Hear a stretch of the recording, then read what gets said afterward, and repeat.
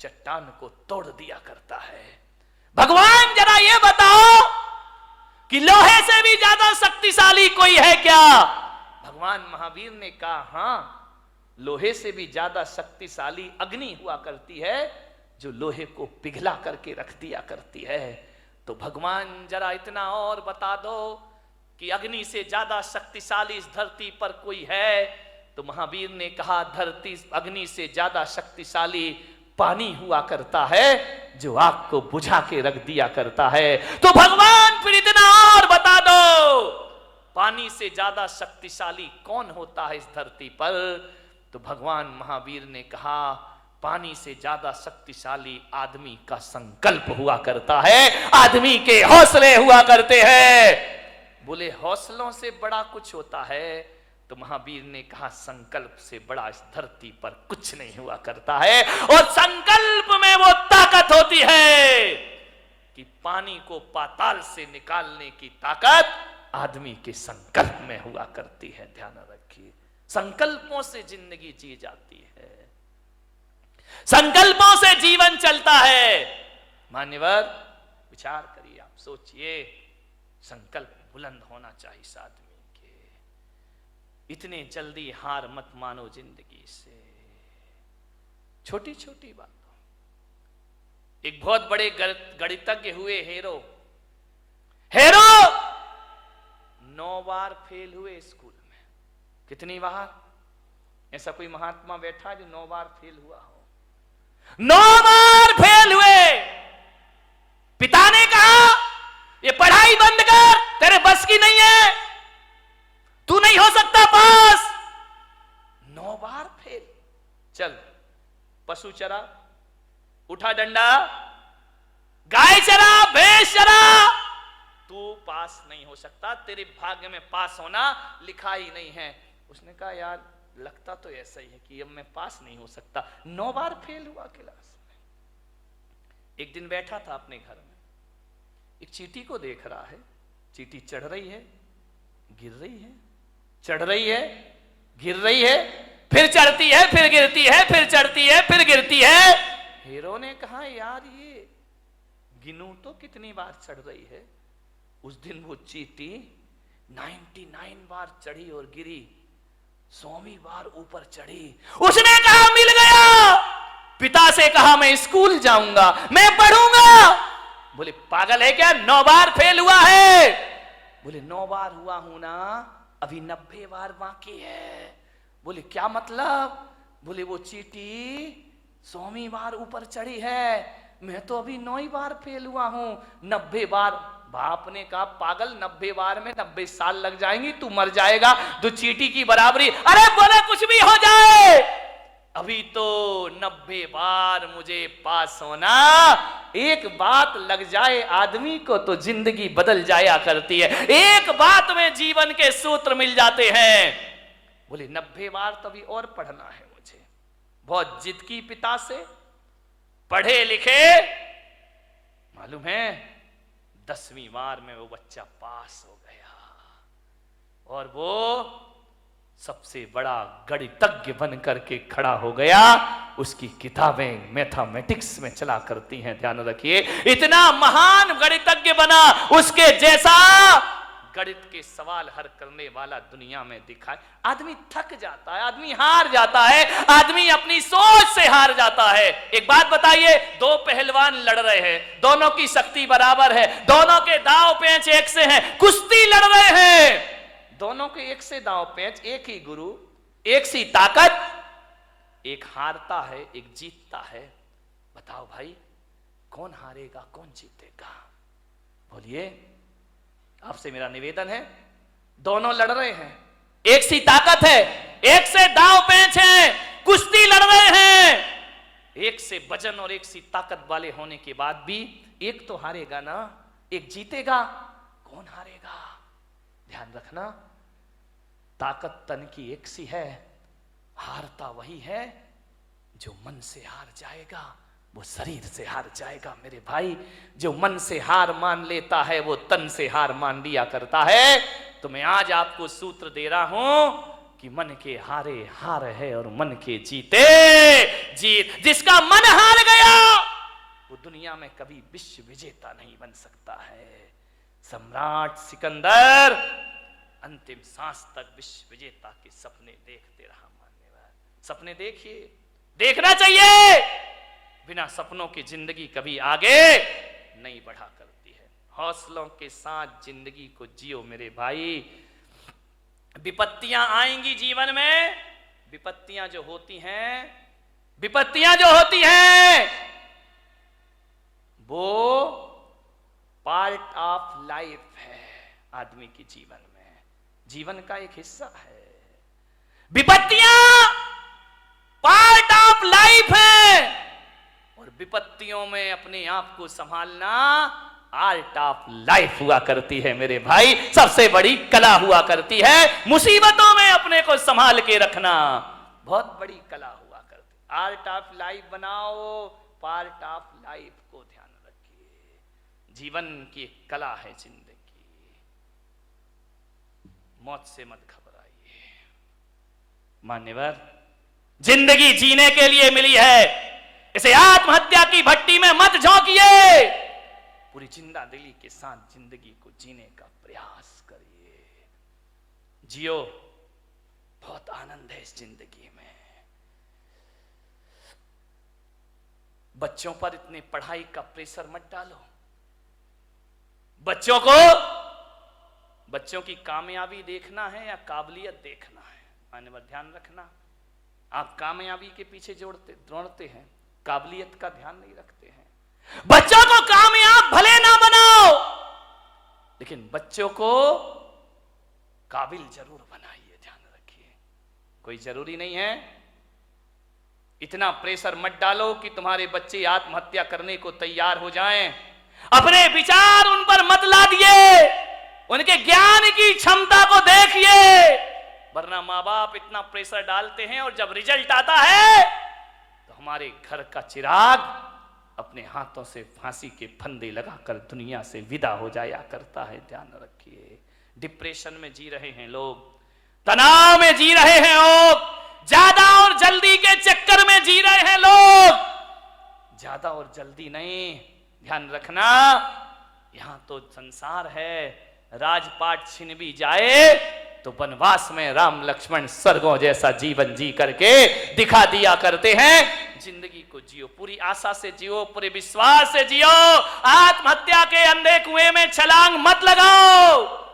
यदि आप ऐसे विचार, महिलाओं से मेरा निवेदन, पुरुषों से मेरा निवेदन है बड़ी विनम्रता के साथ, जब अपनी उपलब्धियों पर अकड़ हो तो अपने ऊपर वालों को देखना।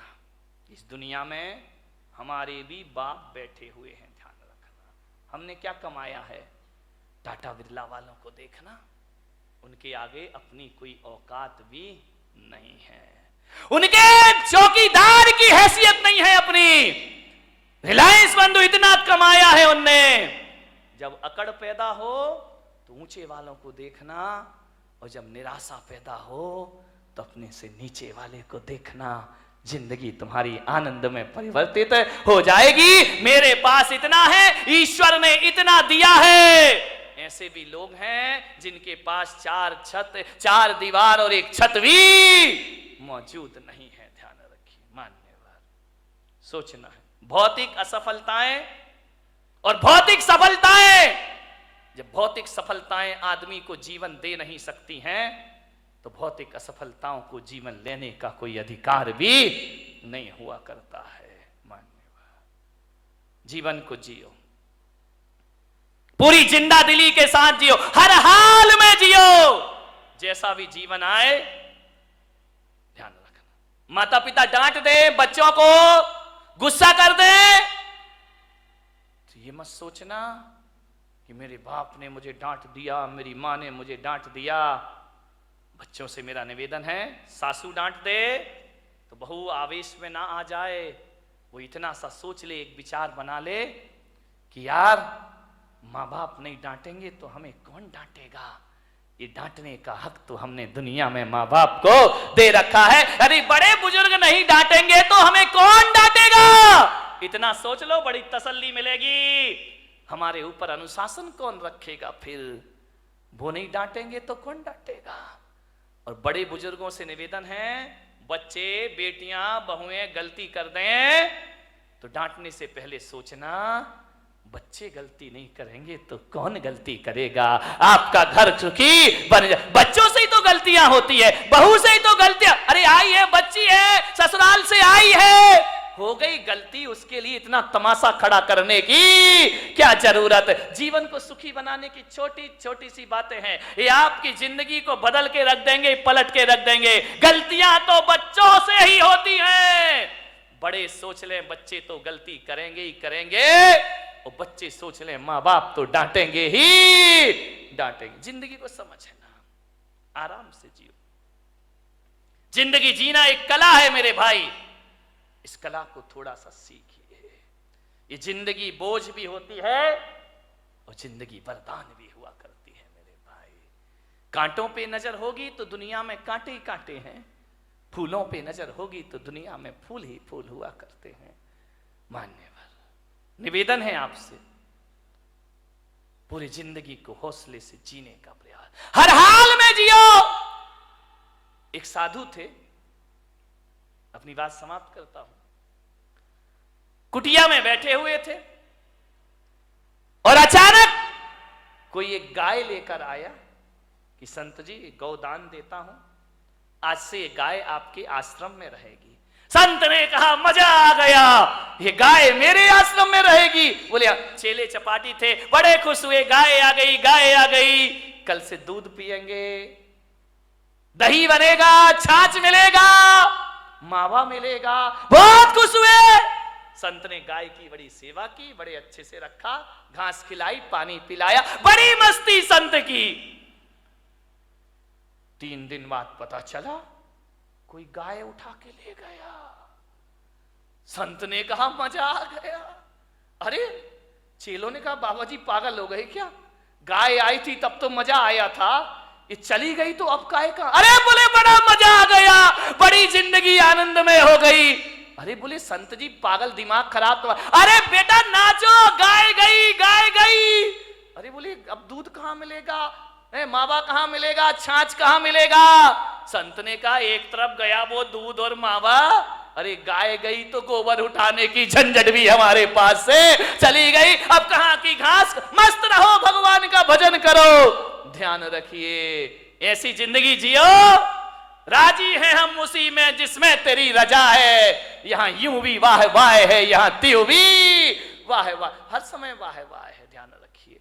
मिल जाए तो कोई बात नहीं है, चला गया तो आनंद में जियो ना। लेकिन तुम्हारी जिंदगी निराशाओं में जाती है। एक गुलाब का पौधा ये सोचता है कि मैं नारियल के पेड़ की तरह बड़ा हो जाऊं। अब बाजू में लगा है, अब वो सोचे मुझे नारियल का पेड़ बना दे, नारियल का पेड़। अब गुलाब का पौधा कैसे पेड़ बन जाएगा? पेड़ इसलिए दुखी है कि वो सोचता है यार गुलाब जैसे फूल मुझ में आ जाएं, गुलाब जैसे फूल, जिंदगी दुखी हो जाएगी। एक जगह मैंने देखा, अरे गुलाब का पेड़ अपनी पौधा अपनी मस्ती में झूम रहा है, नारियल का पेड़ अपनी मस्ती में झूम रहा है। मैंने एक साधु से पूछा बताओ ये अपनी मस्ती में क्यों है, ये इतने आनंदित क्यों है? बोले इसलिए आनंदित है कि नारियल का पेड़ कभी नहीं सोचता कि मुझ में फूल लग जाएं, और गुलाब कभी नहीं सोचता कि मैं इतना ऊंचा हो जाऊं। इसकी अपनी मस्ती होती है और उसकी अपनी मस्ती में रहो। अरे मेरे भाई, पूनम की रात का जो सौंदर्य है ना, कभी कभी अमावस भी बड़ी सुंदर लगा करती है मेरे भाई। यदि अमावस की रात ना होगी तो पूनम का सौंदर्य कौन जान पाएगा? यदि जीवन में दुख नहीं होंगे तो सुख का स्वाद। कबीर का झोपड़ा एक दिन बेश्या के कोठे के सामने बना दिया गया। बेश्या को बड़ी परेशानी हुई, कबीर को कोई परेशानी नहीं थी। संतों को क्या परेशानी? परेशानी तो संतों से दुनिया को है। कबीर अपनी भक्ति करता था, राम नाम भजन में लीन रहता था। बेश्या को डिस्टर्ब हो गया। रोज बेश्या के कोठे में ढोलक बजती, तबले पर थाप पड़ती, घुंघरुओं की आवाज आती, और जब घुंघरुओं की आवाज और ढोलक की थाप पड़ती, कबीर उस संगीत में अपने राम का भजन किया करता, भगवान का स्मरण। बड़ा आनंद है मुझे इस जीवन में। लेकिन जैसे ही कबीर भजन गाता तो ये दीवाने मतवाले लोग वेश्या के कोठे में जाते और कबीर का भजन सुनते, कबीर के पास जाकर बैठ जाते। अरे वेश्या ने कहा ये कबीर तो मेरा धंधा चौपट कर देगा। जे लोग आते हैं वासना के लिए, ये साधना में लगा देता है। बोले ये तो मेरी दुकानदारी पूरी बंद कर देगा। वेश्या ने कहा इसका झोपड़ा हटाओ यहां से, अपना धंधा बंद हो जाएगा। लोग कबीर के पास जाते हैं, शरीर को नश्वर समझने लगते हैं, भोगों को नश्वर समझने लगते हैं। और ये आदमी भोगों को नश्वर समझेगा तो मेरा तो खाना खराब हो जाएगा। वेश्या ने अपने यारों से कहा कि जा आज रात को कबीर का झोपड़े में आग लगा दो, जला दो रात को। रात हुई, वेश्या के यार गए, कबीर के झोपड़े में आग लगा दी। घास फूस का झोपड़ा धू धू करके जलने लगा। कबीर ने देखा वाह वाह, अभी तो ये झोपड़ा तू कितना चाहता है मेरा राम, मुझे कितना प्यार करता है। क्योंकि जब ये झोपड़ा था ना तब तुझे दिक्कत होती थी मुझे देखने में। अब झोपड़ा हटा दिया, आओ अपन सामने से दीदार करेंगे। बीच की दीवार खत्म हो गई, मजा आ गया, हरि भजन करने लगा, जल गया झोपड़ा। बोले लोग हवन यज्ञ करते हैं तो आहुतियां डालते हैं, वारे मेरे राम जी तुमने तो मेरा झोपड़ा ही आहुति में डाल दिया, मजा आ गया। अब खुल के आकाश को देखेंगे, चांद सितारों का सौंदर्य देखेंगे। बहुत खुश हुआ कबीर।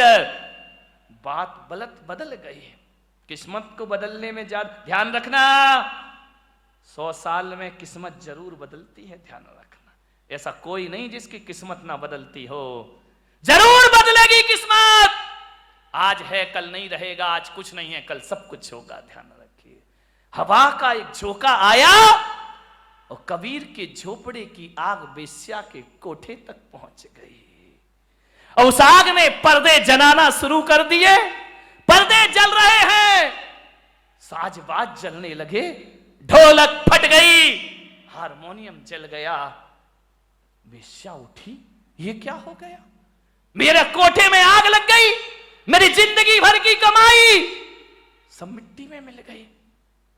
बहुत परेशान हुई वेश्या, कोई बुझाने वाला नहीं। उस रात को उसके कोठे की आग, सवेरे तक कोठा जल जल के धुआं हो गया। दौड़ी दौड़ी गई कबीर के पास, कबीर कबीर कबीर।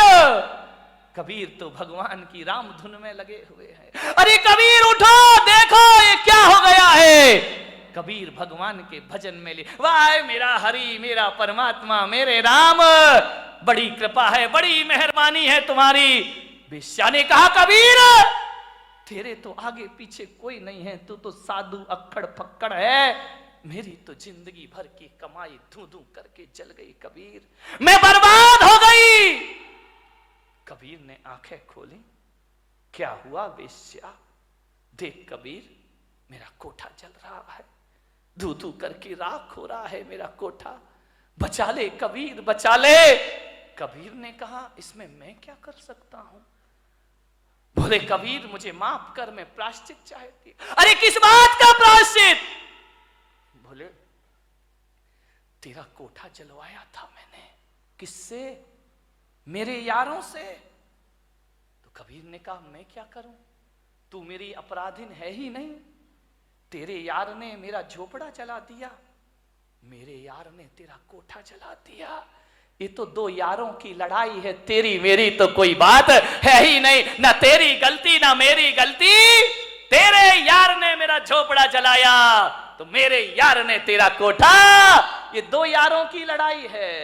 अब देख वेश्या किसका यार दमदार है, देख मेरा यार दमदार है या तेरे यार। जो कल यार तेरे साथ घूमा करते थे तेरे लोग, आज एक भी तेरे पास नहीं है। और आज झोपड़ा जलने के बाद मेरा हरि मेरे पास हमेशा से मौजूद है। ध्यान रखिए बारामती वालों, यारी करो तो ऐसी करो जिसका यार दमदार हो, उससे दोस्ती करो मेरे भाई। ऐसे यारों से क्या दोस्ती करना जिंदगी में, आनंद में जियो।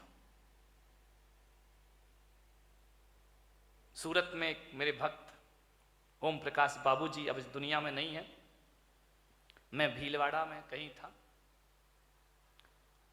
रात पता चला कि उनकी फैक्ट्री में आग लग गई, धू धू करके फैक्ट्री जल गई। मेरे पास, मेरे स्टाफ के पास फोन आए कि बाबूजी की झोपड़ी, बुरी मिल जल गई है कपड़ों की। वो जिन शरणम के अध्यक्ष थे उस समय,